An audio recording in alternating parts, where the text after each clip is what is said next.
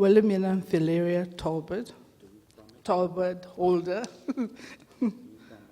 do promise that my testimony I have come to give to the TRC of Liberia is the truth and nothing but the truth. So help me God. Please be seated.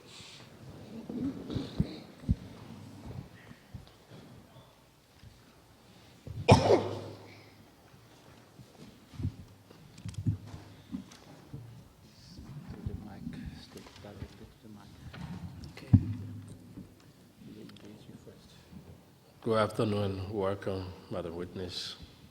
Good afternoon, sir. We are certainly delighted that you could take off your time to come and join us at these hearings for the purpose of doing some introspection and reflecting on our past, sharing our experiences in the hope that we can come to grips with the reality of what transpired and find a way towards lasting peace and reconciliation in our country. We also want to establish the truth because a lot of myth, falsehood have circulated over time, and at this stage we think that the truth is necessary, and this commission was established for that purpose, hoping that with an understanding of the truth, we can be truly liberated from our biases, from our faults, so that we can build a better nation that our children and grandchildren will inherit. So thank you for coming again. We say welcome. Thank you for inviting me. Okay. This is a real privilege. Thank you. We'll use this time now to personally introduce the commissioners, and following that, we'll ask you a few preliminary questions, and then you proceed with your testimony. At your immediate right is Commissioner Sheikh Kafuma Kone. Next to him is Commissioner Pearl Brown Bull. Next to her is Commissioner Gerald Coleman. At my immediate left is Commissioner Dede Edolope. At my immediate right is Commissioner Massa Washington.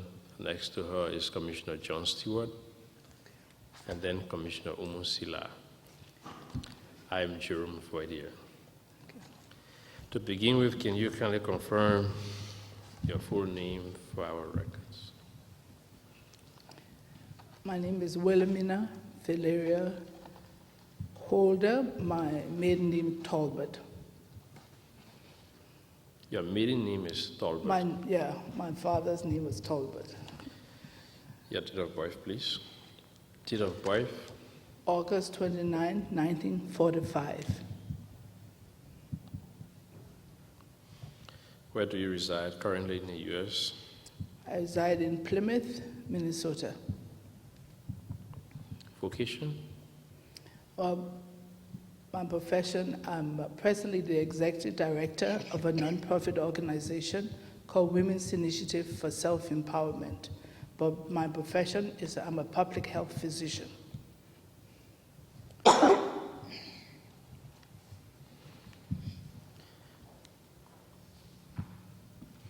Can you say when you left Liberia and migrated to the U.S.? I came to Liberia on August 3rd, 1985. You left Liberia August 3rd, 1985? Yes, I left Liberia. Sorry, I left Liberia August 3rd, 1985. Thank you very much, and you may proceed now.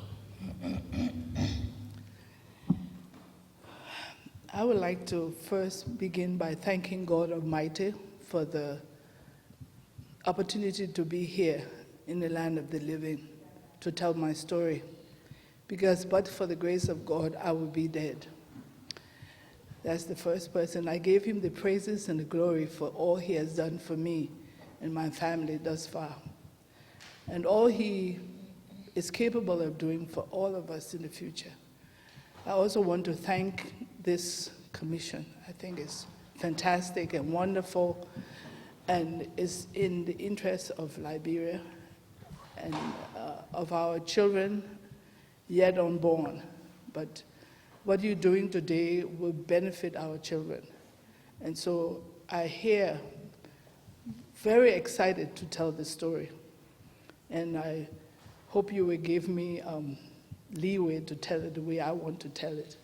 But it's going to be completely truthful. I have no reason to misinform because I know the importance of the truth. Yesterday, I read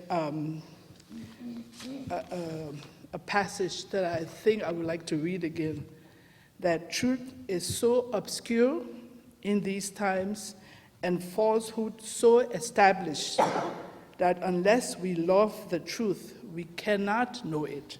And it's by Blaise Pascal. And I know that everybody on this team loves the truth.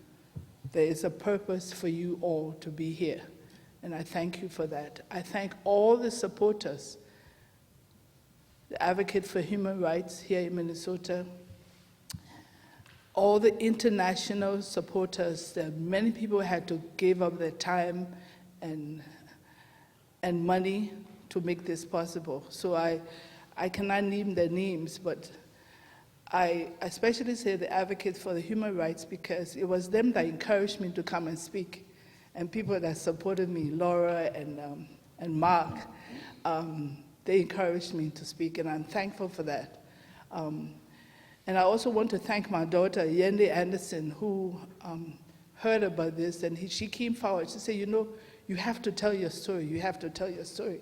She's a young lady, my daughter, and I would like to thank her for encouraging me to tell the story. So I really want to start by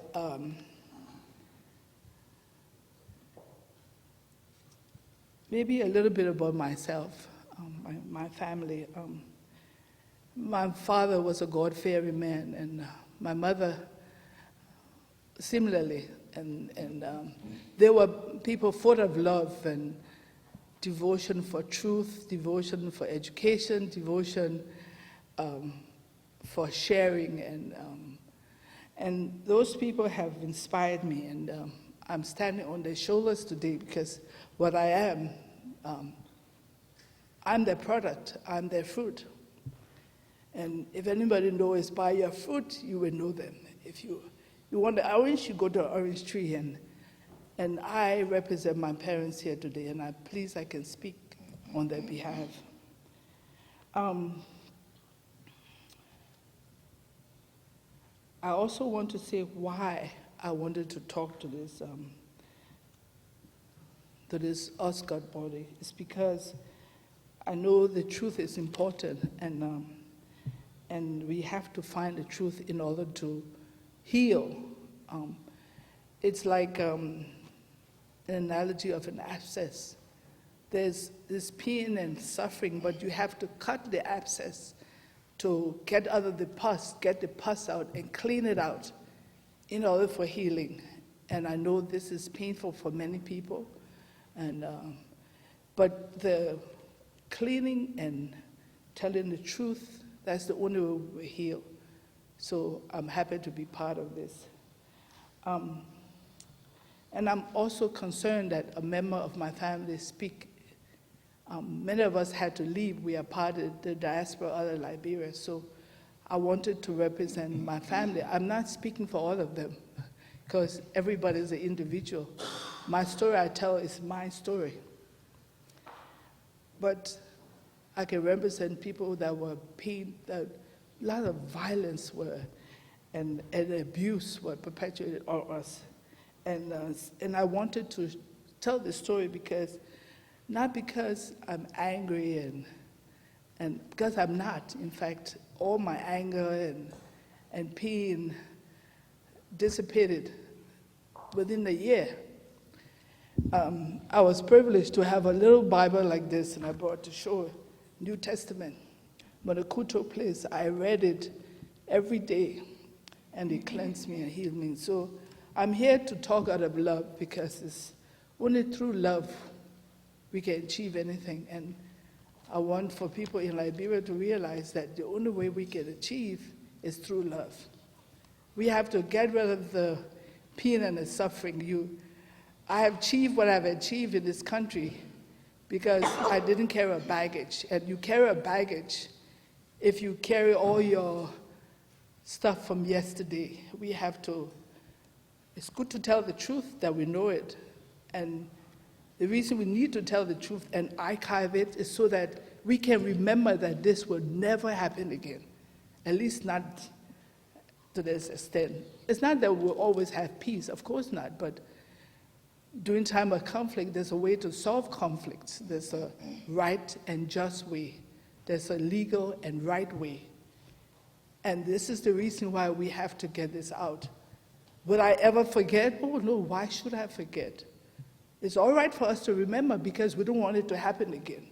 And history is something that we have to remember. And we cannot erase history. We got to remember that we have to remember history because it's important. It tells us where we came from. And those places that we don't want to go back again, we have to remember. So we do not go back again. And so this is why I'm here to talk in front of this body and use the time of this lady typing away and the photographers and all of that to tell the story not just for you in this room, for people outside this room, people out around the world. Because what I'm saying would affect other people in other countries also. So I thank you for that.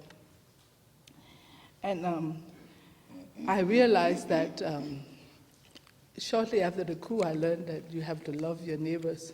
And also love your enemies and do good to them that use you and abuse you. I learned very quickly that vengeance is mine. I will repay, the atrocities. I never once thought about picking up arms and doing anything to harm anybody because I learned from the good book, the Bible, the Holy Bible, that it's God that will take care of those that harm you. Because I also learned that if you live by the sword, you will die by the sword. And I learned also that whatever a man soweth, that shall he reap. And it's not that I'm happy for evil to come on anybody. It's not. Because God is just. It's not me. But I never wish harm to anybody, even Doe. In fact, I was sorry for Doe. I was so hurt when somebody gave me a video from hero to zero that they slaughtered this man. It was so painful. I cried for him. And funny, when they killed my father, I couldn't cry because I was running for my life. But I could cry for Doe, even though he killed my father. And the reason I wanted him to be alive, because he should be here today to tell his story. He has a story too to tell. And unfortunately, we can't hear his story. And that saddened me today. I said about Mr. Hunter talked about Basen murder there, and we learned that there were 17 men that staged the coup. And out of those 17 men, I believe all of them died within the 10 years. And it was very sad. And only I believe one is alive in North Carolina. I don't know his name, but somebody told me he's alive. And maybe he should be telling his story here. So that's a little bit to tell you why I wanted to come and testify. I have no hatred in my heart for anybody, even those people who planned the coup or who led the seed of hatred to have destroyed our country the way it is. Every time I think about it, it makes me disturbed. And I would like to ask each one of them individually, why did they do that? But it's done already, so we have to move forward. So we are here to move forward today. Personally, my family was, my mother, they call her the vile lady. That's why she wasn't killed when they killed my father. But nobody knew that her father's people had roots they came from America, Little Rock, Arkansas, in fact. So we were a mixed family, a family of ancestors. We had ancestors that came from the States, and my mother's mother never left Liberia. But the reason I bring this up because there was the history that was told yesterday. And I wanted to let Mr. Conde know that I would encourage him to get other people together to tell the story, because the story is not from one person. No, there's no expert. I'm very few experts in this world, I would say. But whatever you want to tell a story, make sure whatever you're going to write, do research to make sure it's true and completely truthful. But I think this story has to be told. It has to be told from different angles, and people have to bring many people together to write the story. And this is one of my recommendations, a history book on Liberia, accurate history book, not what some American guy said, or somebody that came to visit Liberia for a short time came and said, we need to tell the story. We need to get people from the villages, chiefs, and so on to tell part of the story, because there are people out there that can tell the accurate story. So, sorry if I deviate a little bit, but I want to. So my family, my father, at heart he was a farmer. I think he took it from the farms his ancestor came from South Carolina. Who was your father? My father, William Tolbert, he didn't come from there. His grandfather came from there, but they were from South Carolina, and they were farmers, and my father and his father were farmers. They first farmers. They had horses on their cattle, and so no wonder he thought that we should be able to produce our own rice. But he was first a farmer at heart. He became a businessman, a politician, and finally vice president for 19 years, and finally president of Liberia.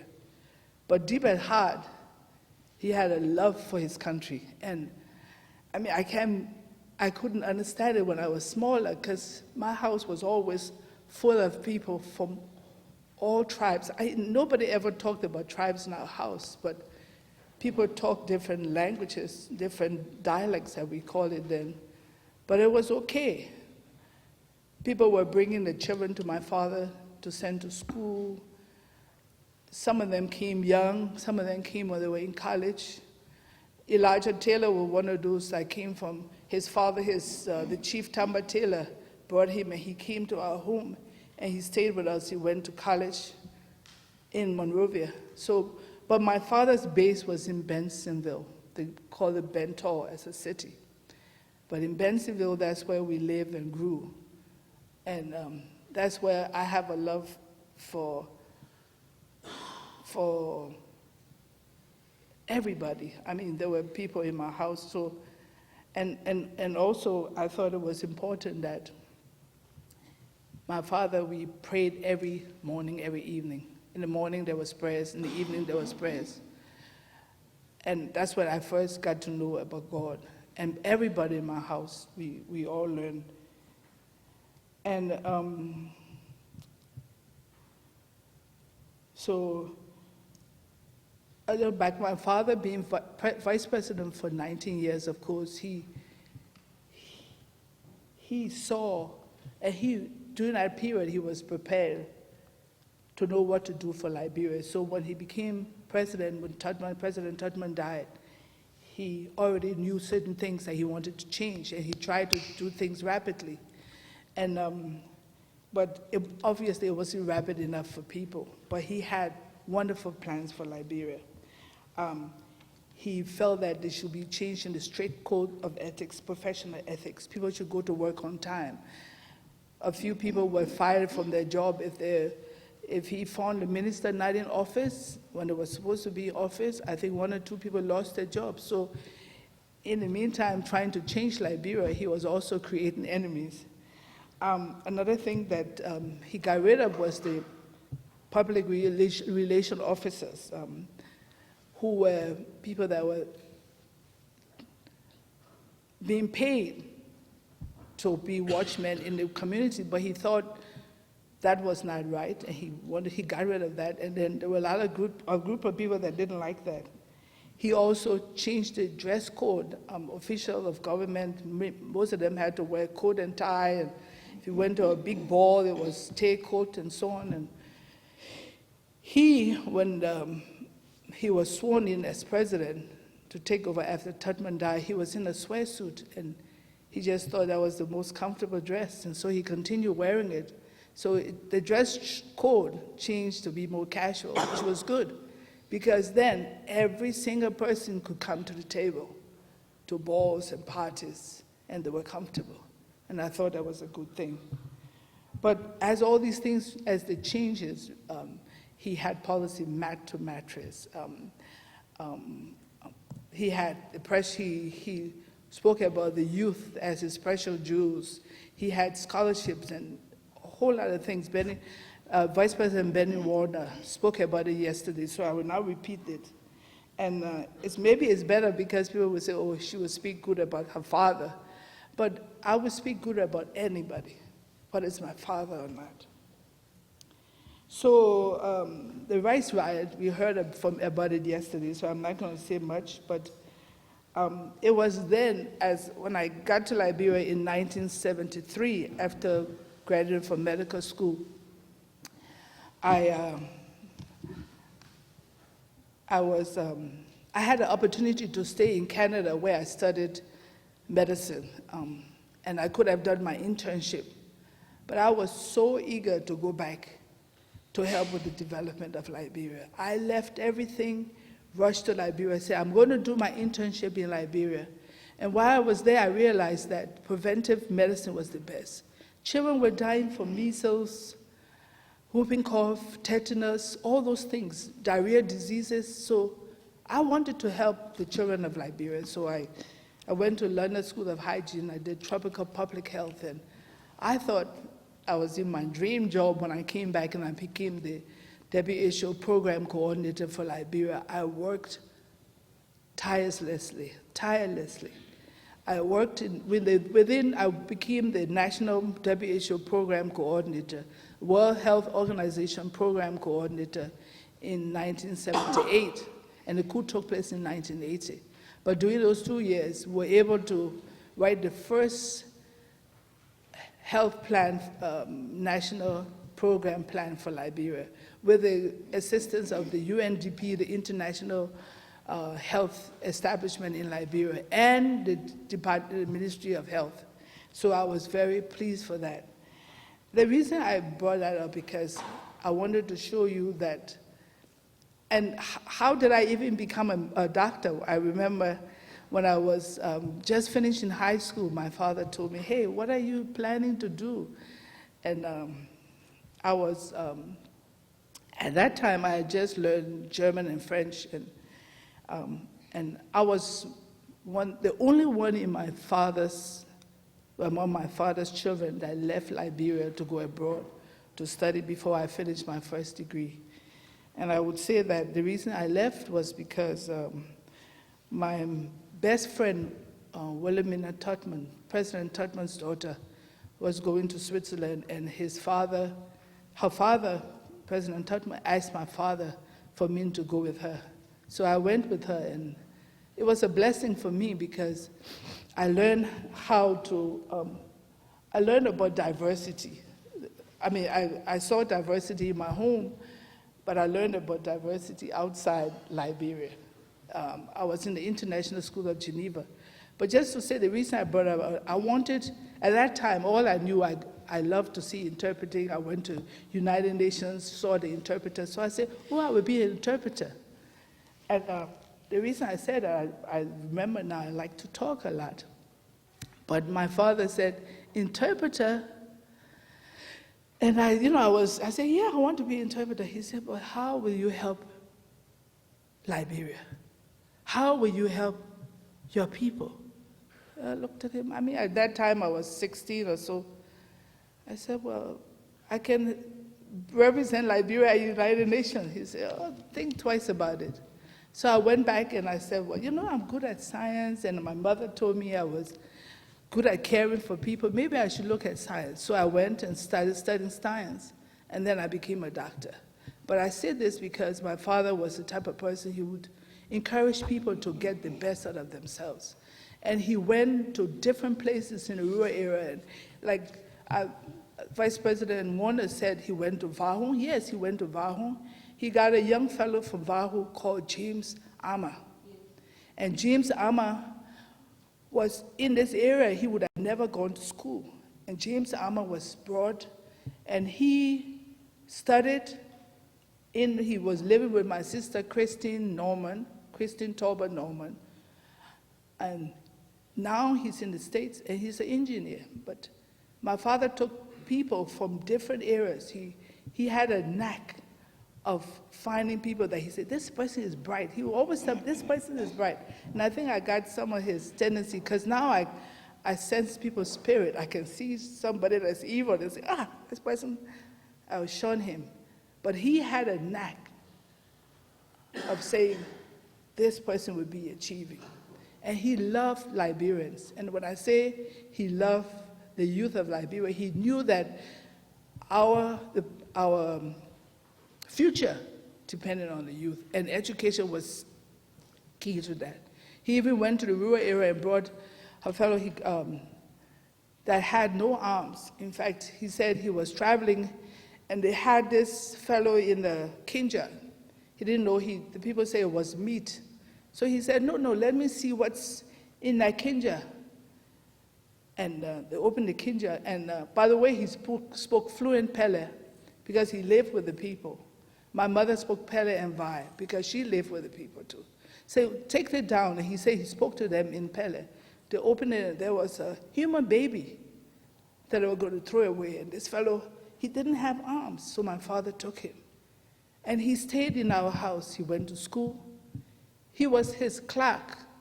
He used to type with his arms, with his nubs. So that's the type of person my father I knew. And because of that, I myself now, I'm working in this country. I've worked with all groups, people in prostitution, people that are drug addicts. I helping our refugee and immigrants to get integrated in the community, helping foreign trained professionals get their license. So I learned from my father to help others who are less fortunate than myself. So I gave you a background like that because I wanted to at least tell you where I'm from and who I am. So where to go on from? 1979 riot, we heard about it yesterday. And we also heard a little bit today about, there was a question about Barker's Matthew and whether they wanted to kill Barker's Matthew. There was no plan to kill Barker's Matthew. There was a rumor. My father released, was forgiving Barker's Matthew. Barker's Matthew aunt was related to my father somehow or the other. I mean, his grandmother. And his grandmother came and asked forgiveness for Barker's. Even though Barker's Matthew himself was not repentant, his grandmother and my father pardoned Barker's Matthew. There was going to be no execution of anybody.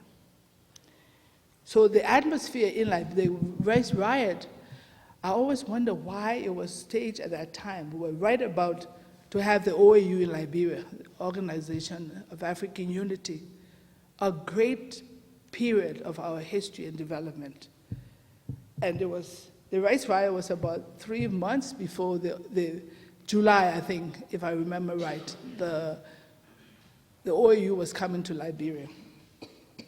So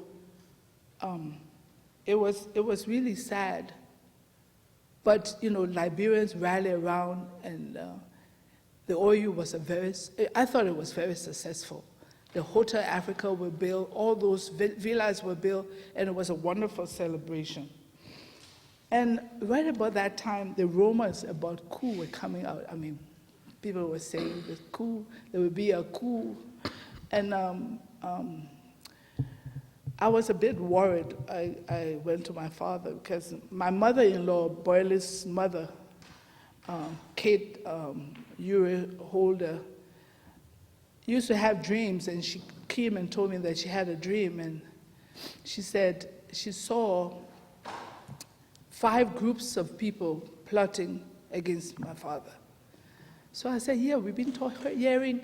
And then there were some strange things happening in the government. I don't know. People were dissatisfied. And she said, but the strange thing I saw, 4 of them I know. I know the groups, but the 5th one I do not know. And then and everybody knows the outcome. The 5th group was, she said, when the coup took place, she said, oh, that's the group I didn't know, the soldiers. And she didn't know them, and neither did I know Doe. But when I saw him that morning, I was sorry for him, because I knew he was not capable of ruling a country. He was not, because he was one of those that wasn't fortunate to get educated. And I'm sorry that he wasn't, he didn't, but time, if only the coup hadn't taken place, he would have probably got educated. But this man with barely he wasn't even a high school graduate, was then celebrated to be our president. And I was saddened to hear, even from this United States, people saying that for the first time we have a native person ruling Liberia. Now, don't ever think I don't believe that everybody has a right to govern the country. But why would you want a person that's not literate? There were a lot of educated people that could be said that he didn't have ancestors that came from the United States, but they celebrated a man. And now people are saying he was not good. How did they expected him to be good? A good leader without education. So that's why I felt sorry for Doe. He was bound to fail. And then he had people around him that were hypocrites. And I know some of the things they told him. I mean, we saw after the coup took place, apparently I heard there were supposed to be 3 people, and it ended up to be 13 people. And I know it because my husband was supposed to be the 15th to be executed. He said he was in this room. And that day to call them out, they called the 13 people. And then, by the way, the historian yesterday said it was 14. There were not 14 that were executed. There were only 13 people. And Johnny McLean was set free, the 14th. And they told my husband, your day is coming tomorrow. You go right back, and close the door behind him. I have to jump because the story is a lot. But I wanted to bring that out, that I don't know the details, who put those names on. But I believe, because they said it's true, apparently Doe called for Frank Stewart not too long afterwards. He was the budget director, to ask him questions about the budget. And Frank Stewart was no more. Also, and somebody said that, okay, anyway.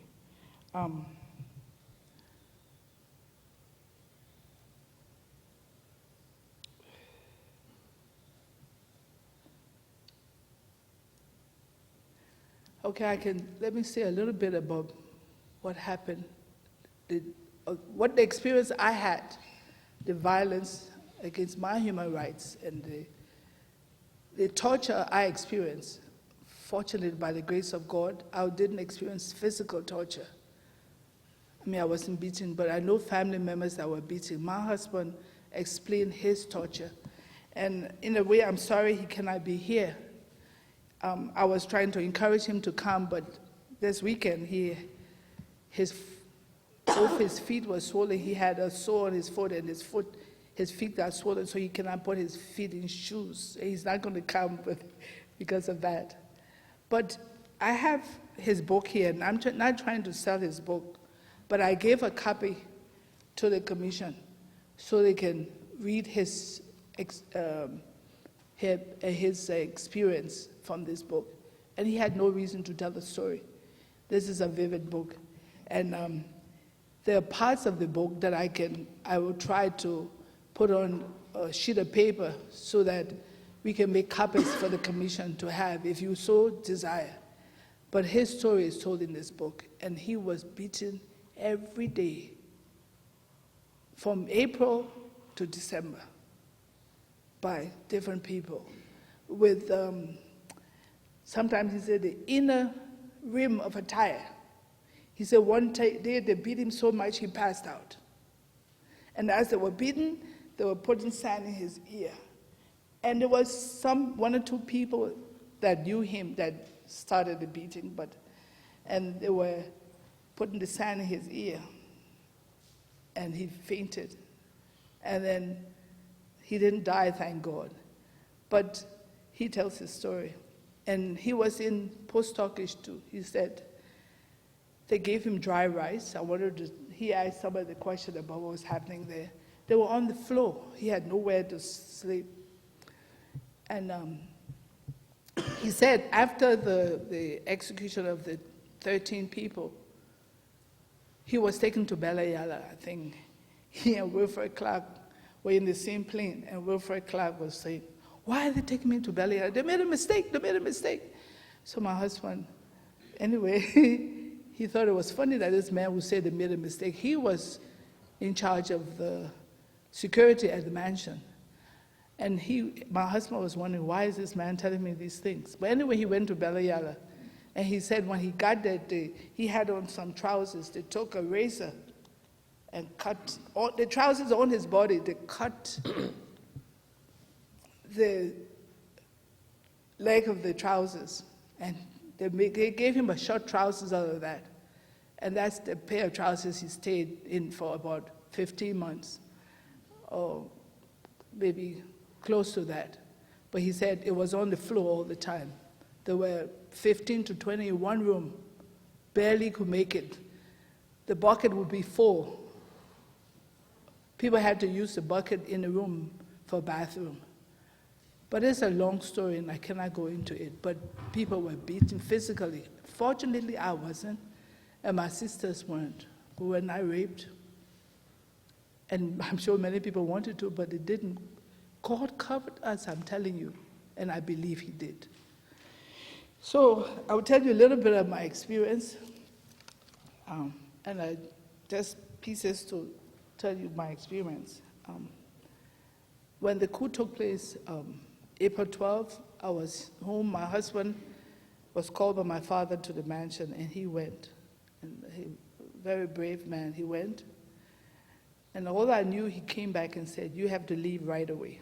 So I said, what? And then the telephone was ringing. Some of my sisters were saying the shooting at the radio station. I had to pass by the radio station, but I decided I would leave, and my marriage vow said you have to honor, respect, obey your husband. So I said I would. So I did. And he saved our lives, because he kept saying, you got to leave now, otherwise anything happened, I won't be responsible. So I left. But just go back a little bit. 2 days before the coup, my husband and I realized that they had changed the guard. The soldiers, they didn't usually have a weapon with them, but this man, there was a new guard on post. That was I believe the Thursday we noticed that. And Friday was this big 100-voice choir, because they were celebrating the centennial celebration of the Baptist church in Liberia, and we went to that. But this guard was there on Thursday. My husband said, I'm going to change him on Saturday.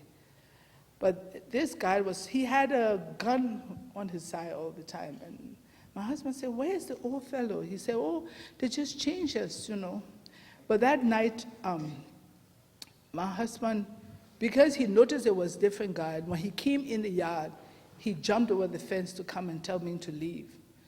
And he said, be careful, but I will be trying to protect you all. So when we left the yard, I had to tell this man a story. I said, well, I'm just going for the weekend. He said, well, where are you all going this time in the morning? I said, well, because by then it must have been about 2 a.m. in the morning. The coup took place maybe an hour before then. Where are you going? I said, I'm going to my mother-in-law. But I'm going for the weekend. We always go for the weekends. But he was new, so he didn't know what I was saying anyway. But he knew I was leaving. And so I left. It must have been 3 hours, I don't know. But as I was leaving, I could hear the gunshots at the radio station. But do you know, once I got in the car, that was myself. I had a lady that was taking care of the children, Mary Smith. She was with us, and I had 6 children. I had 3 biological children and 3 other children I was caring for. The oldest one was a girl whose father worked with my father, and when he died, my father promised him that he would take care of her. So she came, before I even had my first child, she came to my house. So I took her as my child. Her name is Mary, and now she's a master's, she has master's in special education. She lives in Atlanta. And then I had my 3 biological children and a niece and a nephew. So we all got in one car and we drove. I was petrified. Most of the children were sleeping. My youngest was 11 months. So I had to take these 6 children plus Mary to safety, and I was scared. So all I could tell them, Mary, let's pray. So we were praying, and we didn't see or hear a thing from the time I left my house until we got to Crossville. And I know they were fighting around. So this is why I know God took care of us. So when the coup took place, the next morning when I got to Bentonville, Bento then, some of my father guards was outside his house because we had to pass his house to get to my mother-in-law's house. And they asked me, what happened to Monrovia? I said, I didn't know. They said, oh, we hear there's a coup. I said, well, I didn't know which side they were on, because as I told you, we know there were a lot of plots. But some people were in the government, in my father's cabinet. Vice President Benny wanted to say the information about the rights got out before they even made a decision. But, so I said, I didn't know. So he said, okay, I've forgotten his name now, but he said, okay, I said, I'm going to my mother-in-law's house. He knew my mother-in-law's house. He said, we'll take care of you. We'll be okay. I was saying, I hope he doesn't take care of me anyway. But anyway, I went to my mother-in-law's house, and I stayed there that day. My mother-in-law, when I got there, she was awake. We got there about 5 a.m., and she said, I just woke up from a dream. She said, oh, there will be a lot of death. I said, oh, I think something is happening. They're shooting in Monrovia.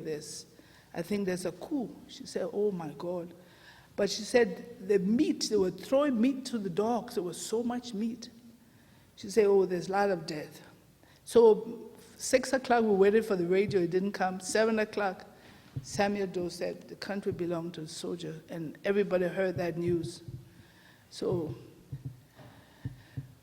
my first thought was, oh, I want to get my father's body, because my father always told me that he wanted to be buried right away.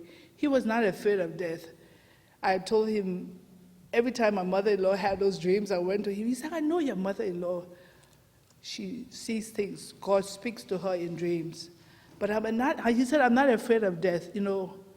When my father became president, the day he swore in after Tubman's death, that evening he came and gathered his children together, and he said, I've educated all of you, and many of us, some of them were married.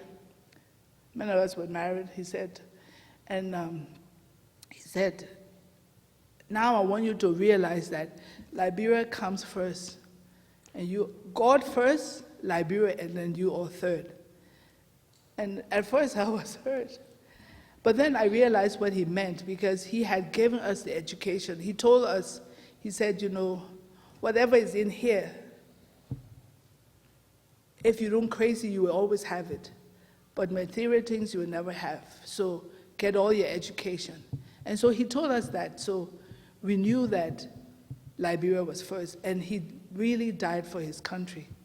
So when he died, that's what I said, I couldn't cry. Because I cried the day he was sworn in as president because I knew he would be killed.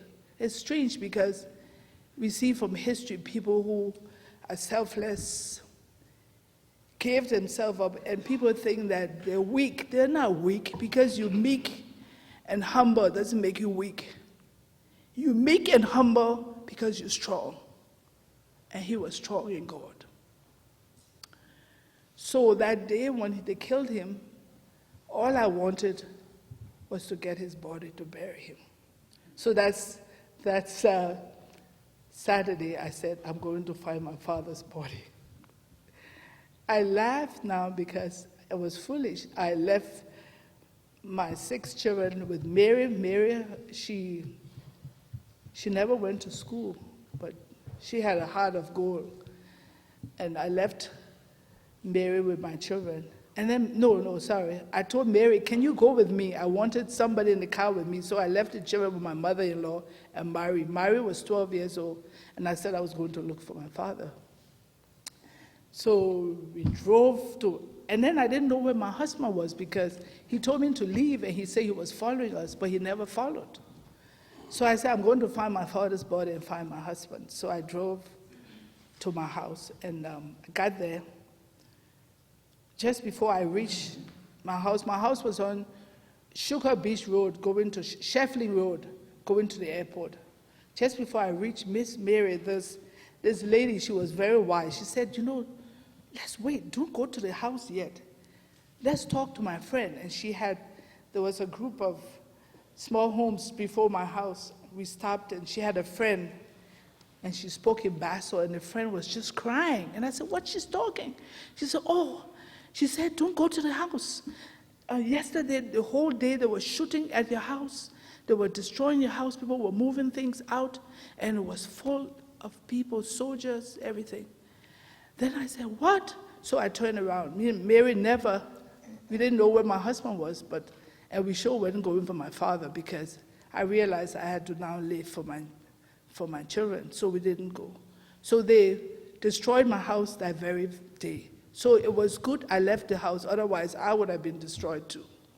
So we went, and I was so stunned, I just sat down because I just didn't feel there was nothing I could do. I thought this coup was to just take power and they would take Liberia to the next step. I was very naive. So I was sitting on the Sunday night. There was a lot of shooting at my brother's AB's home. AB's house was not far from my mother-in-law's home. And I didn't sleep for the first 5 days after the coup. So I was awake and I heard all the gunshot and I was praying for AB. So Monday when I got up, my one Mrs. Oshoko, she's a nurse in Bensonville, she came and said, I know her very well, close family friend. She said, they went to pick up AB yesterday, but he disappeared.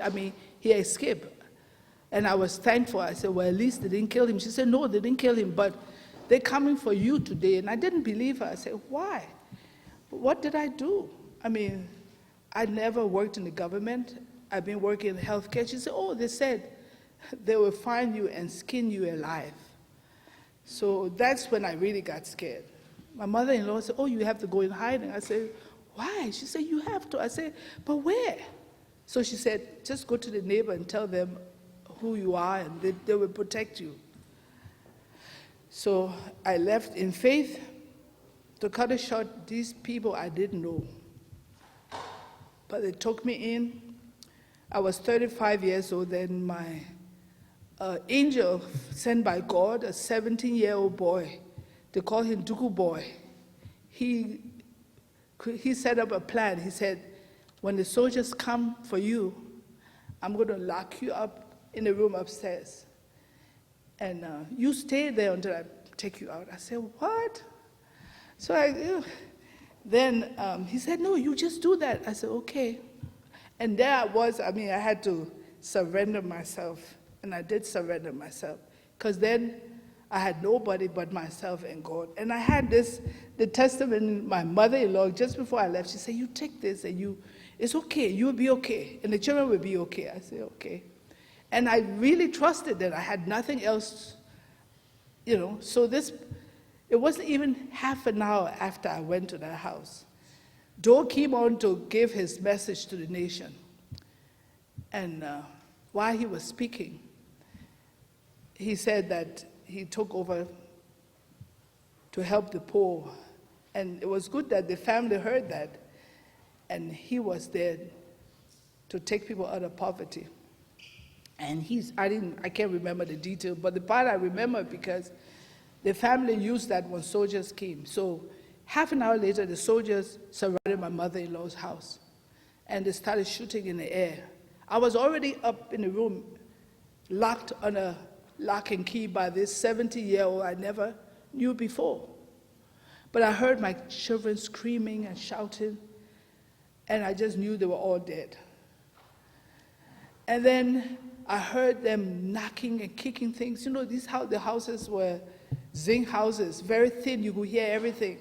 And they were close together in Crossville. And then it was quiet. And then the same group of soldiers came to the house I was in.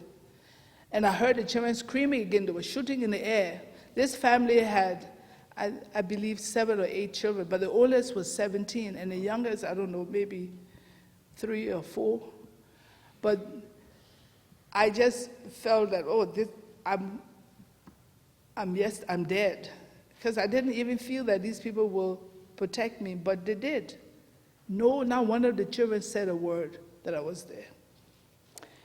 The soldiers came in the house and were knocking over chairs and screaming, if we find Wilhelmina Holder and Boley Holder, we'll skin them alive and bury them. And my heart, I can feel it now. Those people, they came to my door, and I took my glasses off, and I said my last prayer and gave myself to God. Because I said, at that time, I didn't know whether, I knew my father was dead. I didn't know what had happened to my mother. I didn't know where my husband was. I didn't know where none of my sisters were. I know my brother was maybe in hiding or maybe dead. And I just knew my children were dead. So I was ready to die. Took my glasses off, put it down, said my last prayer and gave my whole life and self to God. And then all of a sudden it occurred to me, what if your children are alive? Who will take care of your children? Then I prayed, save me, Lord. And he did, because this man, the soldier was outside the door at that time. And he said, there's a path, I'm going to shoot this door down. He told the lady, move, I'm going to shoot the door down. And as I prayed, I heard him say, I'm thirsty. Do you have cold water? The woman screamed, yes, I have cold water. And she rushed to get cold water. And he yelled, he said, I didn't come for cold water. I came for Wilhelmina Holder and Boley Holder. In the confusion, he moved for that door and went around the rest of the house, went downstairs, saw another little hut with a padlock, and he blew the door down with a machine gun. I heard the loud thump and the gun. And then I breathed a sigh of relief. And for 1 hour, that family stood still. They didn't move, and I didn't move. And unfortunately, I needed to use the restroom, so I went to the window and I called, and they remembered. So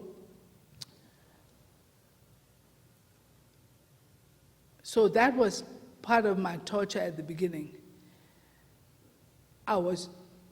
We had to stay in the bush for 3 days. In the night, this same boy would take me from trying to find a place to stay. Eventually, I managed to find my children, and eventually I left and went to Monrovia. When I got to Monrovia, I went to my sister Sadie DeShield's house, and we more or less had to turn ourselves in. I went to the convent first, and the convent took me to the mansion. And the mansion then took me to the mansion, and we more or less turned ourselves in. And when I went back to my foster sister's house, in about half an hour, they called me back to the mansion to find out why I was at the mansion. And I explained that I was turning myself in, and they told me to stay at my foster sister's house. So I was under sort of arrest, but not quite a house arrest. And from there, I was taken to a house arrest when they wanted me to give up my job. They came and told me that I had to resign from the World Health Organization. I said no. And Chair Chipo told me that if you do not resign, you will go on a house arrest. And not only that, you have to have your own house to go on a house arrest. So I was placed on a house arrest with me and with my three sisters. We were placed on a house arrest. And this was horrible because the day we were under house arrest, we were told that only my sister, William Tubman, that was free could come and bring us food. And, but some family members came and brought us food, and they were arrested then. And Chair Chipo called on his walkie-talkie, and before long, some of the PRC and George Boley, he came to look at us. And they put us in a room and told us that they had to think about what to do with us, what would be our fate. And we were terrified because they could have killed every one of us. And during the 6 weeks we were under house arrest, all hours of the night, people would come knocking at the door to just gloat at us. The only thing that blessed us, we communicated with the Red Berry police that were taking care of us, and they were kind enough to have a sense of protection, to protect anybody from doing any harm to us.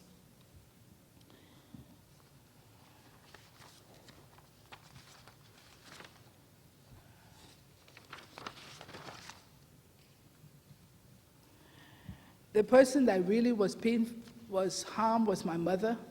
She was in prison for 1 month in the mansion jail. She was on the bare floor. She didn't have even a piece of cloth to sleep on for over 2 weeks before one of the soldiers were merciful and brought her a mattress. But she told her story in her book, so I don't have to go through that. And her story, she says that when the coup took place, when they were about to shoot my father, they told her, "You are vile, so I'm not going to shoot you." And they shot my father. He was killed right in front of her eye. And she said that after the shooting, these people she couldn't tell, but they had black, they had masks on their face, so she couldn't tell. But she did hear them saying that now, after they shot my father, they said, "Now we can get our $25,000. So for $25,000. That's what he was worth, $25,000. Anyway, my mother, they called her out to be, they said that she had to give $1 million for her release. And she told Chair Chipo, she said, you just put it on the radio and tell people that Mrs. Tolbert needs $1 million. I'm sure some of my friends around the world would get $1 million. So I feel that it was greed and envy that brought lots of this problem onto Liberia. And they were just after money and power. So I was told that I only have a few minutes, so I don't know how to shorten this, but I just want to summarize and say I survived. And it was difficult because I didn't have a job. After we came from house arrest, after 6 weeks we were released from house arrest, one of my sisters had to stay in house arrest until December of the year. And I felt that I should stay in Liberia because my husband, when he came out of prison, which was after 20 months, December the 23rd, when he was released, all of a sudden he felt a lot of pain in his ear and all of that. He wanted to come for health reasons to the United States. He was literally driven from the U.S. Embassy, told him that he could not get any visa. He was on the blacklist. So we decided to stay in Liberia. After a year, the government called me for a job. I worked with the Combating Communicable Diseases Program for children. I worked with a children program, preventing malaria, diarrhea, etc. And I was privileged to travel sometimes because that project was funded by USAID. So within 5 years, first of all, they called us for a government ID card, national ID card. And this is when I realized this tribalism started. They asked me what my tribe. I said, at that time I was so frustrated. Tribe? I said, I have no tribe. And there's one man said, oh, don't mind her. She's one of Tolbert's daughters. And then I said, yes, I'm the 5th daughter, and I'm proud to be his daughter. What else? Then he said, but your father spoke Pele, your mother in Pele, what are you? I said, I don't have a tribe. I don't need a tribe. We are all Liberians. So this national ID tribe, for the first national ID card, had tribe on it. This is when this tribalism started. Because when I was younger, we never celebrated the fact that my ancestors came from Liberia. We celebrated the freedom and the liberty that why Liberia was established for all people who were blacks. That's what we celebrated. And we were integrated into the Liberian community, and that I'm proud of. So within 5 years after the coup, I was privileged to hear about the Hubert H. Humphrey Fellowship Program, and I applied. And one general at the Ministry of Health helped me out, General Barkley. He said, don't worry, you applied and asked in faith. And sure enough, I applied. Out of 27 Liberians that applied, I was one of them. So I left Liberia, and this is how I got out of Liberia. And I was able to take my children, because otherwise it would have been difficult for me to get a visa and be reunited with my family in the United States. So my husband would come off and on, and then when the war broke out, his last visit was in December. So I told him, you're not going back to December 1989. So 1990, when the war broke up, I told him, you're not going back. So we lost everything we had again. But it was okay. The life in the United States, I got integrated, fortunately. It was a struggle, but my children got an education. I have visited Liberia twice, in year 2000 and 2006. And I'm pleased to say the first visit, I stayed 2 days because it was hard. It was just too painful to see the destruction.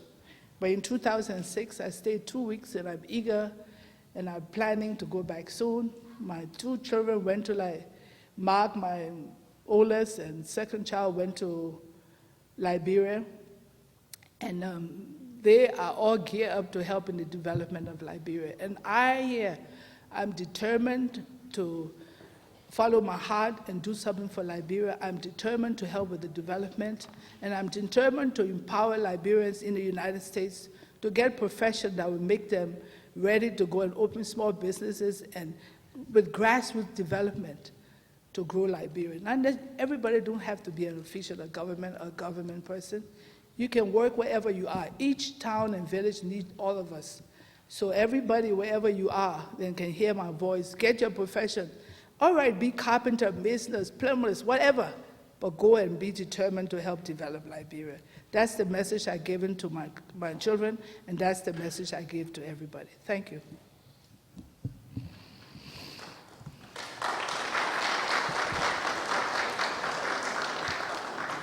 If I have time, I will give my message to the TRC, but you all have questions, so I will give you the privilege of asking questions. Thank you very much, Madam Witness, for taking your time out to share your experience with us, and at the same time some perspectives on developments in our country. Thank you. Over the last period of turmoil. In the same vein, we extend to you sympathy. for the death of your father and other family members who might have died during the course of the conflict. We hope that the blood of all Liberians who have passed long before us will fertilize our country, and lasting peace and reconciliation can be the resultant fruit. Thank you very much. And commissioners, we ask questions at this time. Sheikh. Thank you, Madam Witness, for your testimony and for your message. You know, some of us were mature when your father came to power. And there are many Liberians, and there are many areas where Liberians can point their fingers of appreciation for the work that your father did for Liberia. But there are also areas where fingers were pointed at that they expressed their dissatisfaction and concern. For example, your father inherited a story where it was said by many politicians or political activists from the indigenous group that yes, today you can find native Liberians in the cabinet, in the legislature, in the foreign service, but there are 5 important positions in government which were never allowed to be occupied by the indigenous Liberians. That's the presidency, the vice presidency, the speakers of the House of Representatives, the president of pro tempore, and the Chief Justice of the Supreme Court. That was the complaint that your father inherited, was not the doing of your father. But in the case of his administration, 2 of the 5 positions were occupied by the Tolbert family from one mother, one father. And the 3rd of the 5 positions were occupied by someone who only yesterday I got to know that he was indigenous Liberian, but were a closest neighbor to Bensonville, that is Bishop Warner. Your father was president of Liberia. Your uncle, Frank Tolbert, was the president of pro tempore. So, your father inherited non-equitable distribution of political power. But with that representation and backed by the fact that 2 persons from one mother, one father, living in the same place were elected as far back as 1943 in the House of Representatives. People felt that that was too much for one family. What is your view about that? Well, my view, my father, when he became president, Frank Tolbert was in his position. So he didn't elect Frank Tolbert. We hope that the people of Liberia, it was not in his administration Frank Tolbert got his position. No, the president of pro tempore position. Yes, but Frank got that. No, he was president of pro tem before my father became president. I mean, my father didn't appoint him. People talked about my father appointing Stephen Tolbert as Minister of Finance. But Stephen Tolbert was qualified to be Minister of Finance. I mean, look at the great United States when Canada was in power. His brother was also in the government. I think, if that's one of the reasons they had a coup, is sad, because my father, in all intent, he never wanted to be president longer than his term. He had told me and everybody he was leaving, he was going to go back to his farm. He had intended to help Liberia. I mean, as I say that, he had been vice president for 19 years, so he saw some of the problems. You cannot do things he was not even there not even 10 years. So how can you make changes that quickly in 10 years? So, but I think if somebody is qualified, Stephen Tolbert was ample qualified. Frank Tolbert, I was in school a lot, as I said. I was in Switzerland, then in Canada, and so I wasn't there when all these appointments were made. But I don't think he could just fire Frank Tolbert because I was his brother. People put Frank Tolbert there before he became president. But people talk about nepotism, but I don't think my father was that type. He was looking for qualified people. He looked all around and he represented the diversity as far as he could, as fast as he could, I think, and he did well until some of the people in his inner circle was upset with him. But he was on the right path, and if only they had allowed that, not because of his life, because I forgot to say, he even had his own plot. He had his own grave, his own casket. He didn't care, but he was fighting for the Liberian people, and he wanted representation. So I can't answer anymore, I'm sorry. I was never a politician. Thank you. I was a medical doctor, so I don't know. Thank you very much. Madam Witness, thank you for coming to contribute to history, because you were a participant. And thank you for saying what you know. I asked the witness before, Mr. Hunter, since he was to the stockade, whether he remembered the list of the names of those who were in the prison.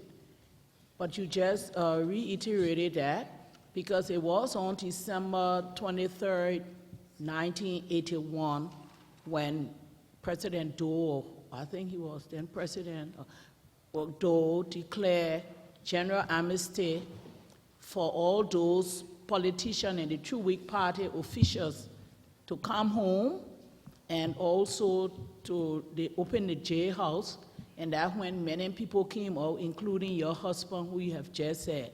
So since he's written his book, and I haven't seen a copy of it, could you, because we asked him to remember the names, and I'm citing Councillor Holler, would also, even if he didn't put those names in the book, just for history, because we are supposed to, that's part of our work, document those who died within the period 1979 and to 2003, in fact, anybody directly or indirectly as the result of the Civil War, and declare those missing.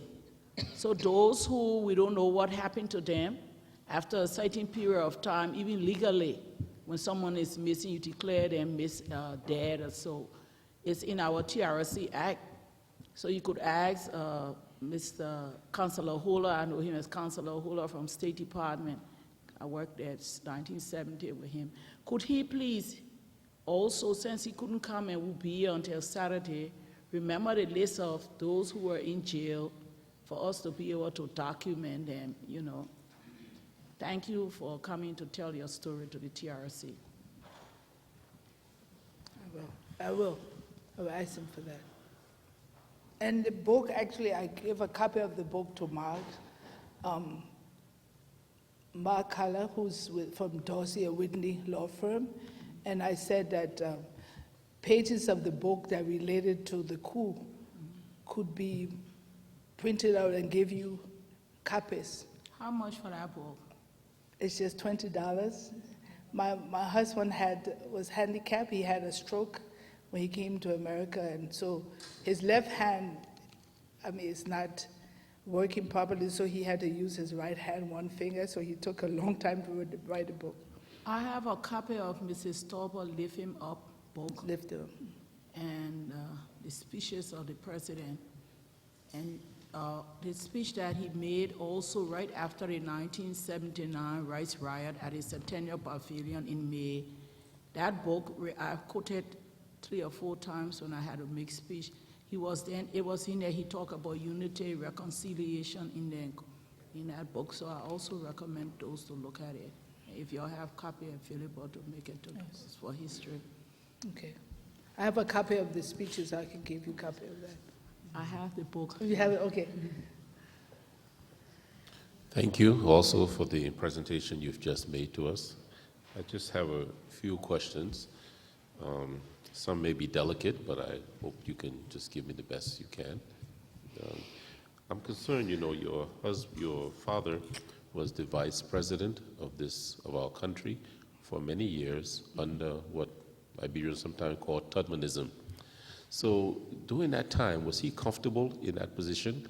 When you consider the changes that he really artistically tried to bring forth to move the country into a new direction, I wonder whether that was just a sudden relapse or change of mind, or was it something that was paining him all along and just the opportunity came, you know, etc. I don't know whether you would like to share some light on this. And then the other one, you mentioned about 5 groups in a vision. If you don't mind, I would like to know about the other 4 groups. And third, you mentioned a name George Boley, who visited you. Is that the same George Boley that is linked to the LPC during this wartime? Is that one, my third? And the issue of money and greed. I noticed you mentioned that some of the soldiers said that now we can get our $25,000.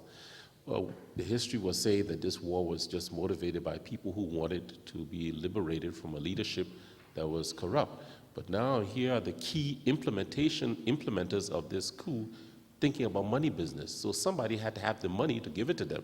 So it means that we need to start looking at who had that money and who was really concerned about using the greed or simplicity of the people to overthrow the government. So those are some of my 4 or 5 questions I'd like for you to add light on.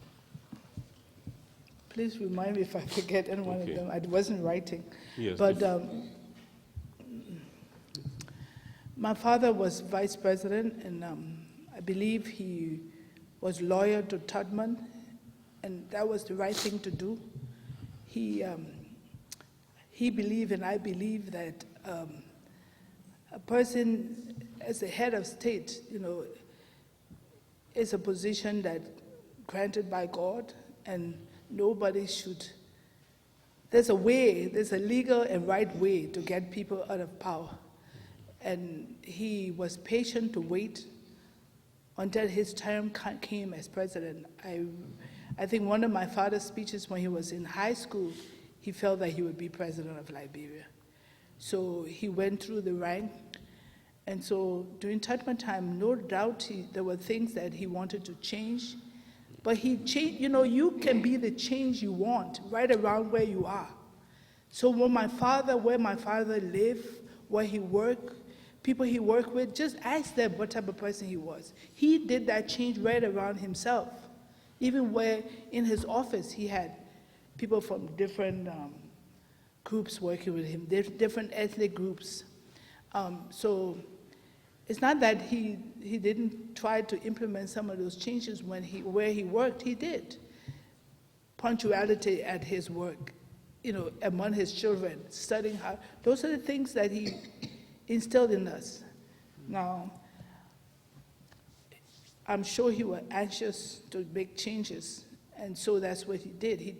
They call him Speedy because he was changing fast and trying to change things fast, but obviously lots of people thought it wasn't fast enough. So that's all I can say. That's the first one. Second was, but the group you said a friend of yours or family member had a vision? Or? Yes, I don't think, many of them, some of them are dead now. It's not necessary to call names, I think. Because you see, what I believe that many of us had part to play in this school. It's not that the person who did the shooting is the only one that is to blame. But what about people that sat down and saw things happening and said nothing? What about people who watched the execution and rejoiced and danced in the street? How can you execute 13 human beings like dogs, worse than dogs?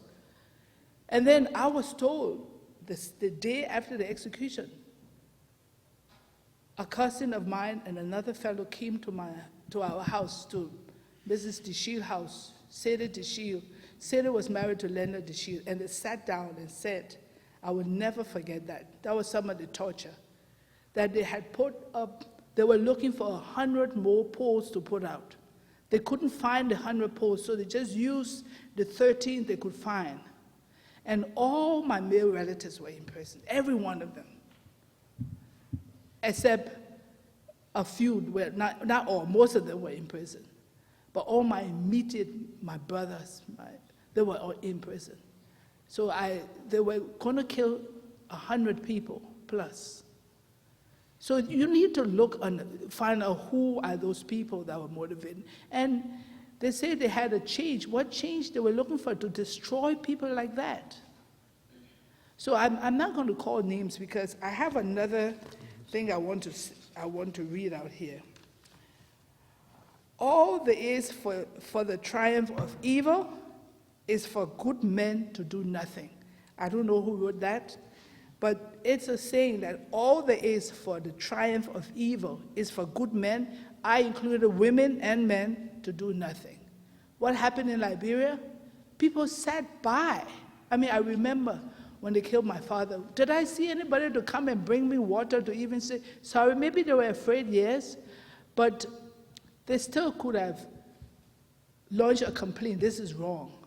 You know, and when April 14 took place, 1979, when my husband gave a speech to the soldier when he was resigning as Minister of Defense. He said, the story was rat trap, not for right alone. And many people have repeated it in different form and fashion. He wrote the story out, and my daughter illustrated the book because she's an artist. But in this book, it was trying to tell Liberians, warning them that the trap you're setting for a group of people like Tolbert and his government, it's not just for them. It will affect Liberia from many years down the road. And this is exactly what happened. When the coup took place, they said, oh, it's just the Tolbert family. Whole lot of things. We were crazy, we were this, we were that. They stripped people naked. Some of my family members, they stripped them. They had to roll in the street. Some of them, they were raped. Some of them, bandit was stuck in their flesh. A lady crippled, she was pushed down the steps and died. In 1 month, so many of my family members were killed. My father, and with 28 people that were brave enough to fight, were all put in one mass grave, and his body is still there. And people say, oh, it's just them. My goodness, Liberians. I'm not going to call the full group. It's not necessary. Many people stood by and watched. And the government, Doe took on lots of Bacchus, Matthew, all these church people, all those people were part of this. They organized it. They must not put the blame only on Doe. They helped to destroy Liberia.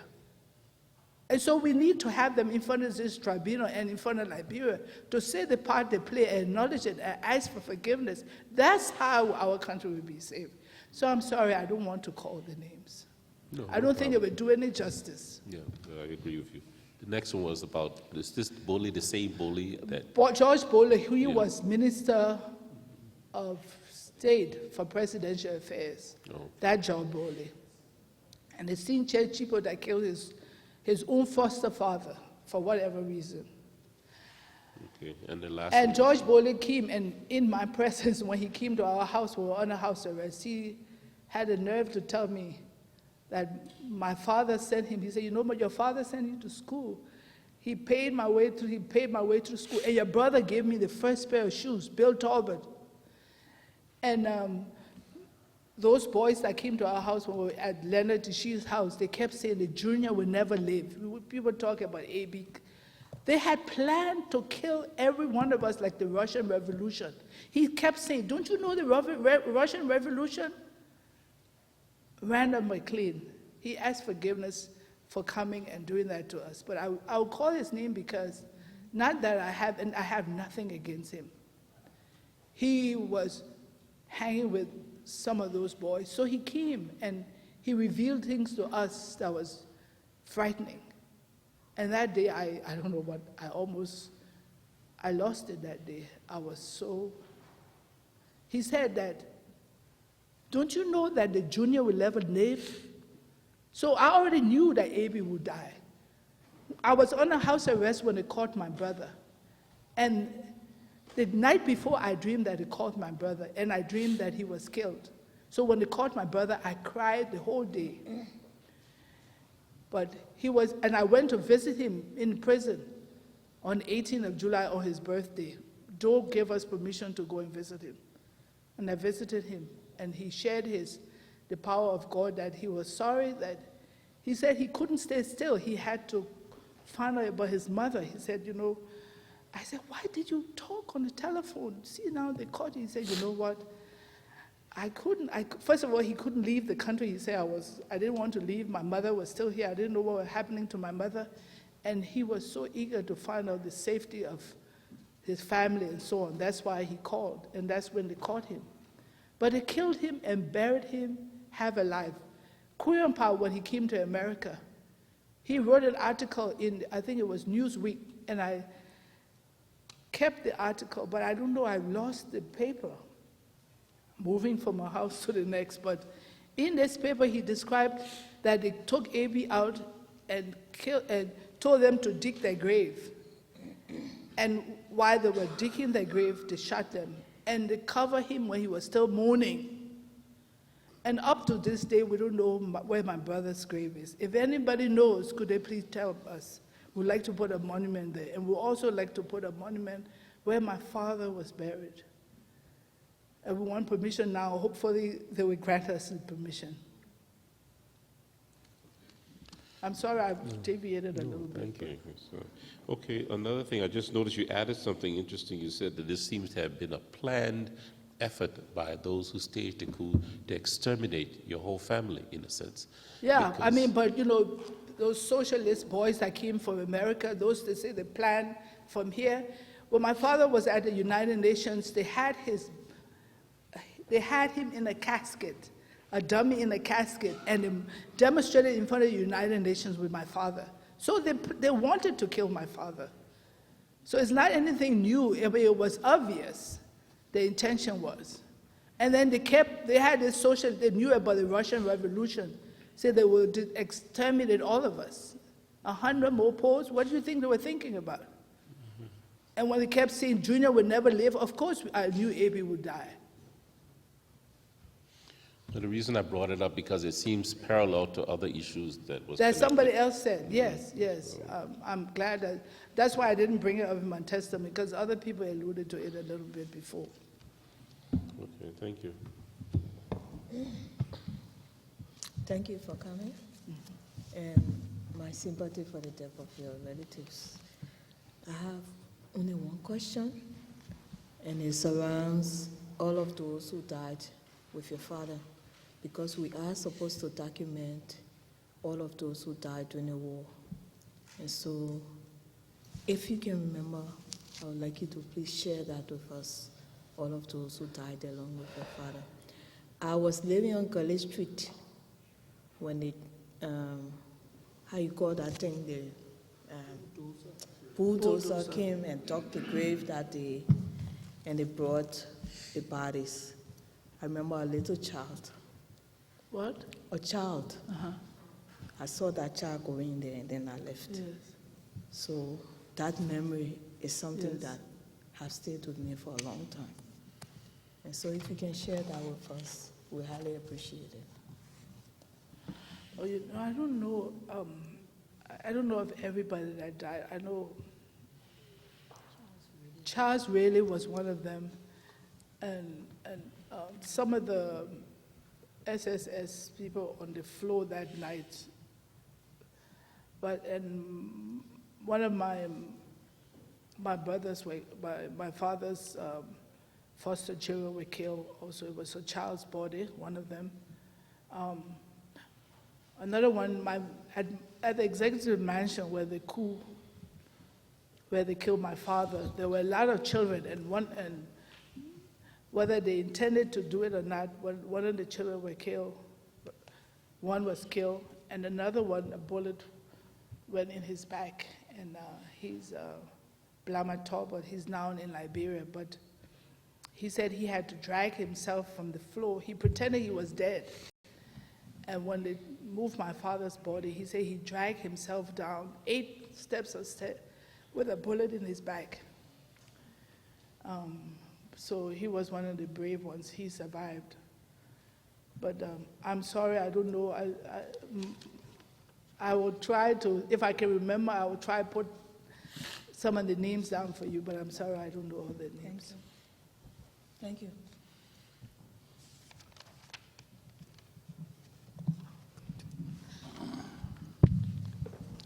Thank you again, Madam Witness, for coming. You partially answered one of my questions, so I will just add a part 2 to it. You stated that on the morning of the coup, you were going to town to retrieve the body of your father. From all indication, you never had the opportunity.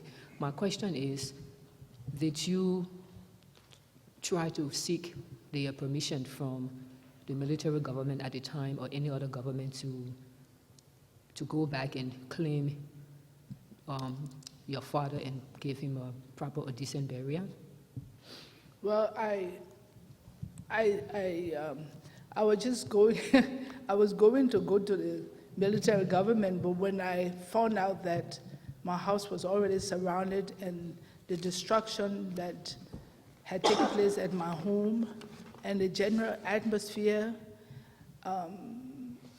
Miss Mary Smith's friend was telling us, you better go back because they were yelling and screaming death to the Tolberts. So for safety, I decided to leave, not to go. But I remember that A.B. and I met that Saturday afternoon, and he said that he was going to get in touch with the Baptist convention to see whether they would try. And apparently I understood that they tried, at least that's what they said. I wasn't in the delegation that went, never, because I was afraid for my safety, so I didn't. So I believe that they did try and they were denied. The name George Boley keeps coming up in the story of the coup and your family. George Boley? Yeah. Yeah, his name keeps coming up in the story of the coup and your family. I'm just curious, and also because this is a reconciliatory process, I'm just wondering, one of the witnesses stated earlier that Boley had a relationship with your family.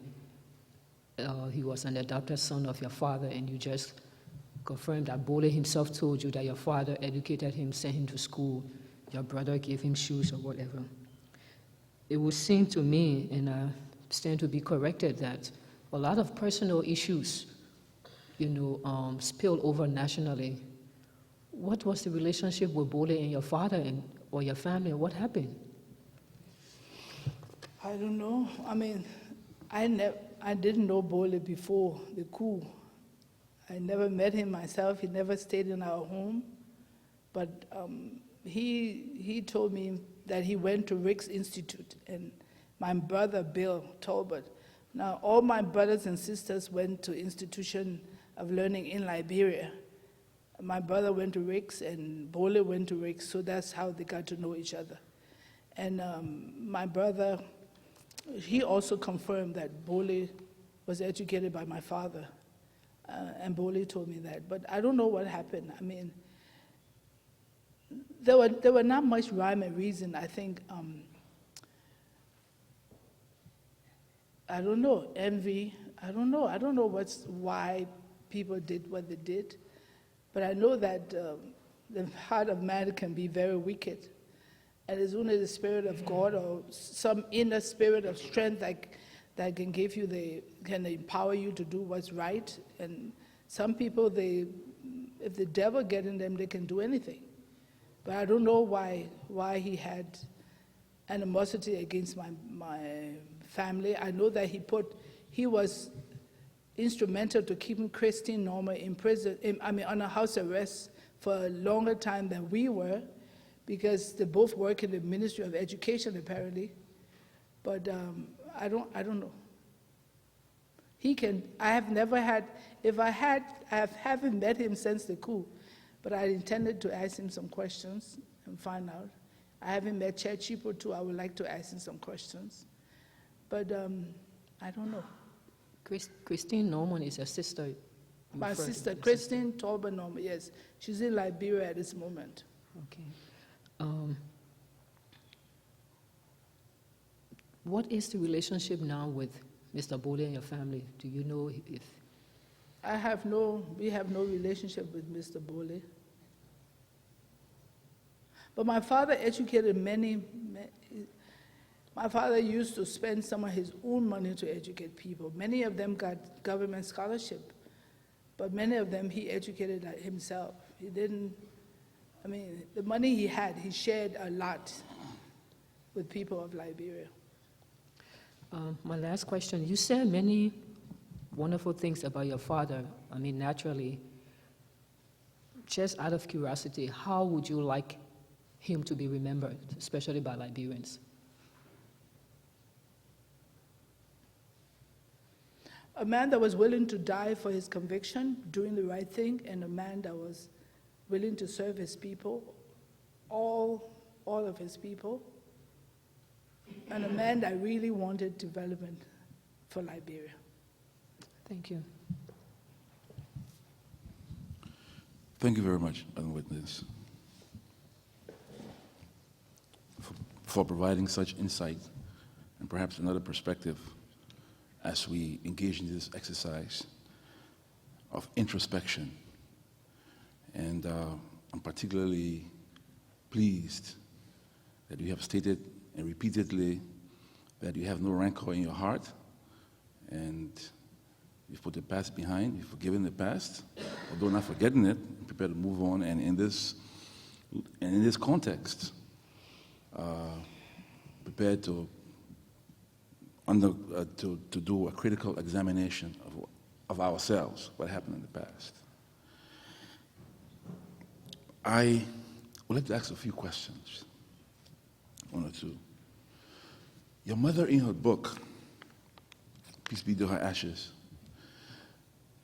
she states that she sensed that your father was a lonely man, that his officials, in his absence, they would gather on the 4th floor and discuss all kinds of things about him, talk about impeaching him, and there were times when we even learned that there were attempts by people within his ranks to overthrow him by force. So, against this backdrop, would you say that you said that some group of socialists that were responsible for your father's death, but against the backdrop of your mother's revelation, that even his own officials were not supporting him, and she even mentioned to him, according to what she's reading in her book, that he was like a lonely tree in the forest. So how can you reconcile all what was going on, attempts by his officials to undo him, as opposed to what you describe as planned by a socialist to get rid of him? Well, I never said that is the socialist group responsible for my father's death. I said clearly they had a big part to play on the destruction in Liberia, and they have to acknowledge that, because they sowed a seed of hatred, and I repeat that again. They sowed a seed of hatred in Liberia that would be very difficult to get out, because their truth is not really the truth. They were the one that encouraged all this killing in Liberia. Doe didn't even know some of the people he killed. They identified the people. They had one of them go to Crossville to identify where I was. There were people, I had to hide in the bush because people were there checking in the different houses, shooting doors down where I went. Where I used to help, we used to help, my husband and I used to carry rice to people. So I didn't say that they were responsible for my father's death. My father was killed by a masked man. My mother couldn't see who killed him, but they were responsible for some of the agitation and disruption in the community in Liberia. We cannot, that's my feeling. If it's my perception, that's how I felt. But now that my father was lonesome, I did say that my father was a person who wanted a lot of changes. People ridiculed him for wearing the sweatsuit. But he wore it, he told me, it was important to decrease the gap, economic gap. Why shouldn't everybody else be present at the table for discussion? And it helped. I know it helped because I saw people going to functions that didn't normally go. So there were things he was doing that was disturbing to some of his so-called inner circle. And another thing my father knew about the PRO in Liberia. He dismantled that. Some people were getting the income from that. So some people were disturbed about that. Maybe if not themselves, their relatives were getting income. It was a profession in Liberia, which he felt wasn't necessary. And when my mother said he was lonesome, it's because my father, people would come and tell him stories, and he would literally ask the person, he would call the person and the next person to tell him, can you tell me what you said about this person? And the reason he did that is because for 19 years, he saw that happening. He saw people getting in trouble. He saw people going to prison. He saw people disappearing. And he didn't want to be part of that. That's why I knew my father did not sign any execution order for Barker's Matthew or those people. He forgave them before the coup took place. So the fact that my mother felt he was lonesome, my father was never a person to have, he wasn't a smoker, he didn't used to drink. So he didn't have buddies that would come and sit down and drink. He was busy about his business. He used to stay up nights preparing for what he needed to do. He was serious about development. So some people were not. Some people were used to the relax. So do you think they would be jumping? Of course, for them too. Sometimes that change was a bit too rapid. So I think that's why. He and I never discussed it. But I too, when I went to talk to my father about his death, he looked sad and lonesome. You are lonesome when he knew his death was imminent. He built his grave. His own grave he built. He had his own casket. I think he gave it to Green when he died. But he was getting his own casket. But it was useless anyway. Because he said he wanted to be buried within 2 to 3 days after his death.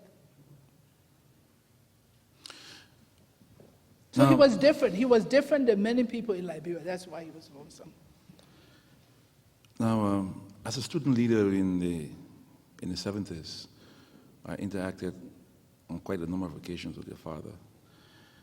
And I remember specifically in 1979, following the arrest riots, were then detained. When the late Albert Port came to visit and said that he had received information that your father was about to appoint Mr. Chesson as Minister of Justice, and he had warned him against it, and he didn't feel that it would have augured well, that he would have propelled him in the wrong direction, and would have created a crisis in the country. Mm-hmm. And in one of his writings, Mr. Port states that he did go to the president, interceded with him, not to go ahead with the appointment, but he still did anyway. And we saw how he conducted himself, mass arrests during his tenure, all of this culminating right there about before the coup. So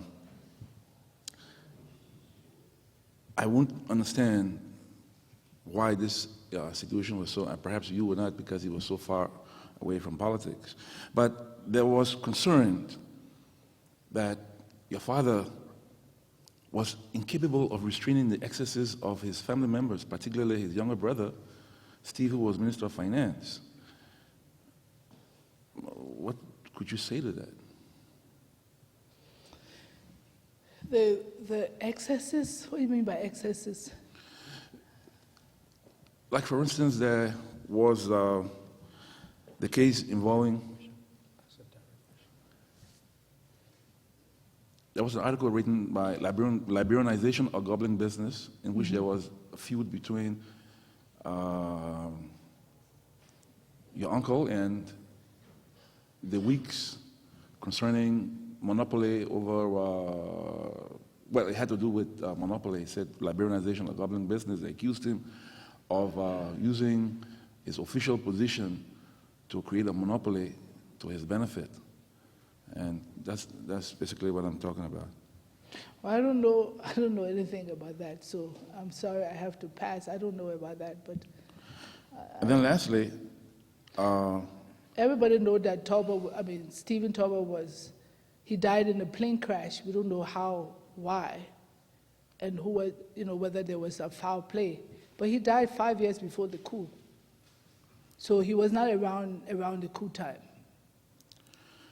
But he was a strong businessman, a man that, like every businessman, of course, he was seeking his own interests a lot.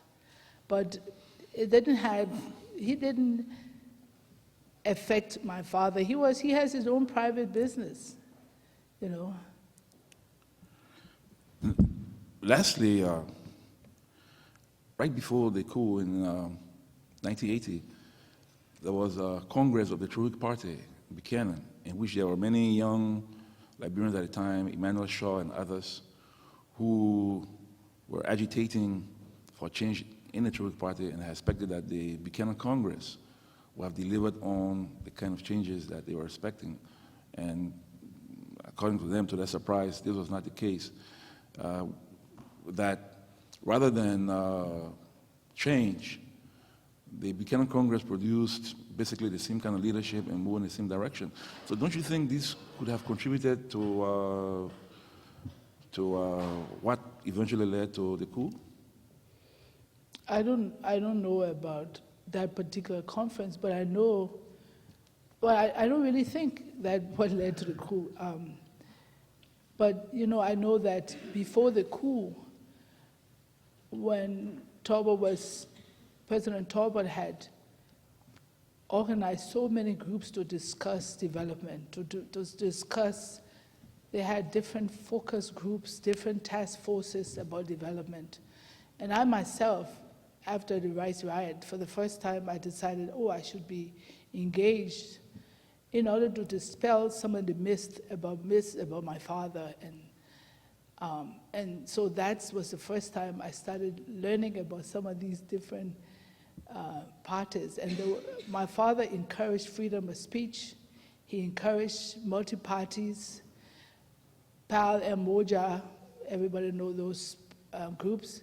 He encouraged them. He sent, Vice President Warner talked about him giving these boys some of his own private money, gave them cars to go in the rural area and see his development. So I don't see what more he could have done, you know, except shed his own blood. But I really believe that this man was sincere for development. I'm telling you he was. He was so, when I graduated from medical school, he was so proud, but he still didn't even go to my graduation. He sent my mother because he was busy about business for development in Liberia. So my father was serious, and I don't know what else, I don't know anything about that conference that you spoke of. I wasn't there, so I cannot shed any light on it. Sorry about that, Mr. Stewart. Thank you very much. You're welcome. Thank you very much for coming to share your experience. And I'm so sorry for what happened during the year. You said that all your male relatives were in prison and the girls were put on house arrest. Besides your father and brother, did you lose any other relatives during that time? Yeah, I corrected myself. Almost all my male relatives were, but my immediate family were in prison. I lost my uncle Frank Tolbert was publicly executed with the 13 people, and then Abby was privately executed, and they lied for over a year about it. And when all the political prisoners were released, that's when Doe announced that he was killed. And my mother was fooled all those years, the whole 20 months, thinking that her son was still alive. So he was killed. And as I said, one of my father's younger child was killed. And who else now? My aunt shortly died. She wasn't killed, but she shortly died. And my cousin, I said, she was in a wheelchair. She was pushed down, but I don't know who, but she was killed. So I don't know how many of my cousins were killed, but I know my immediate family was my brother, my uncle, and my father were killed around the Coup time. What was the name of the younger child, if you remember? It was a foster child, one of my father's foster children. Momo.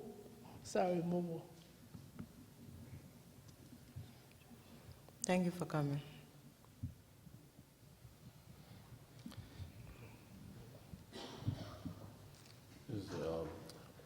I'm about to say something, but it's a delicate point, but it's an opinion that I think is important to say at this point.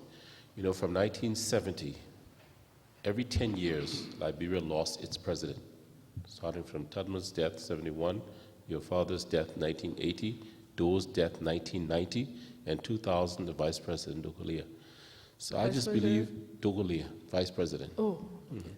I believe it's important that as a part of reconciliation and healing, that at least the nation should express to you, on your family and the families of all of those other leaders, a great apology for what happened. Yeah. So I'm doing it on my personal behalf now, but I hope that one day it will be done at a larger level. Thank you. Mr. Chairman. Madam Witness, you said that you had an advice or recommendation to the TRC Commission, but time may not permit you to say it here. We need all the advice we can get because we represent the cross-section of Liberia. So could you please, because of time, maybe you could write it and give it to us? Because we really need all the advice and recommendation. So to leave that out because of time, we'll be leaving out part of our history and we need it. So could you, before you leave, maybe write it to us and let us have it? I would appreciate having it. I wrote a statement, Okay. and you can have a copy of that. Mm-hmm. But before I leave, I want to say, to accomplish great things, we must not only act, but we must dream, and not only plan, but we must believe. This is from Mr. France. Anatole France wrote that. To accomplish great things, we must not only act, but must dream. We must have a vision in Liberia, how we want Liberia to be. We must not only plan, but we must believe. This commission, I'm with awe of each of you that have taken your time from your life to come and do this. But the Liberian people have to also believe in what you're doing. So that's one of my major recommendations, that us in Liberia, we have to take this to heart. And I'm very blessed to be able to come and give my testimony. Nothing that I said I want any punishment for anybody, because I think there's enough bloodshed. We have to now look forward and dream about what we want to see in Liberia. And I I applaud you, and I'm very grateful I had the opportunity. Thank you so much. Madam Witness, just before you go up, we appreciate the context in which you've given your testimony, explaining the good news and the dream of the late president for the country, which has extended to you as a daughter, showing love and meaning well for our country. There are 3 questions that I just want to ask you, make very brief responses to them. One has to do with the signing of the death warrant of Yancey and others.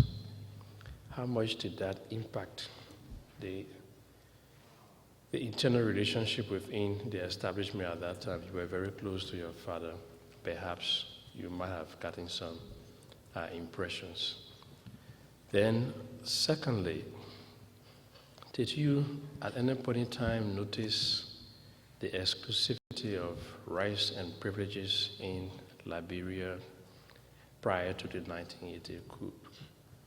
And then the last one has to do, I know you are concerned about the country. You have spoken a lot about the root causes of the conflict. Have you at any point in time realized that land is an issue that could be the source of greater conflict in Liberia? Mm-hmm. Yeah, I will start with the first question and go back, because that was part of my recommendation, that we have to really look at the land issue and property issue in Liberia, because that really will be a source of great conflict if something is not done. We understand a period of, some people say 14, some people 17 years of conflict. Things went awry, but the issue about land in Liberia will be a major problem, and we have to take that seriously. We have to bring all forces to deal with it as soon as possible before it gets worse. People are many of the Liberians in the diaspora want to go home, and the challenge is, where will they live? The homes that they thought they have, somebody else in it, or somebody said, it was never your home. I have property myself, and there's this dispute. My mother gave me a property. One of Charles Taylor's, I believe his sister has built a house on it, and it's an issue. And the house where I lived in, and a grenade was thrown in it. I went there for the second time. I went in 2000 and 2006. In 2006, this man comes out and says it's his property, that my husband never bought the land. And so this is the situation. If people want to go back to help the development, they don't have a place to stay, so something needs to be done about that. You talked about, you asked about execution. The execution. Of I'm sure. I mean, I never talked to my father directly about it, but I know that his heart was heavy, and because he didn't, I think it was a difficult decision to make, the death sentence, I think that's the only one he ever signed, but I know it bothered him. I don't know the details, and I wasn't in Liberia when it happened. But anytime somebody has to be executed, it's sad, because it's not just the person you execute.